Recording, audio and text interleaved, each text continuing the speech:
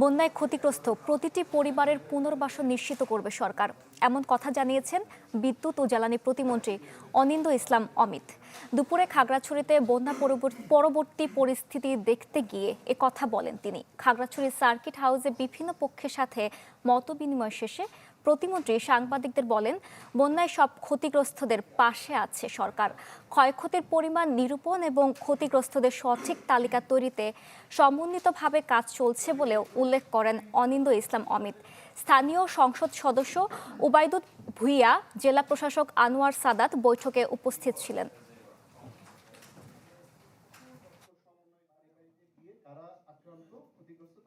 প্রতিটি ক্ষতিগ্রস্ত মানুষের পাশে আপনাদের নির্বাচিত সরকার পাশে রয়েছে। যিনি গৃহ হারিয়েছেন কিংবা যার ঘরবাড়ি নড়বড়ে হয়ে গেছে, নাজুক হয়ে গেছে, সেই ঘরবাড়িগুলো ইনশাআল্লাহ সরকারের তরফ থেকে আমরা মেরামত করে দেব।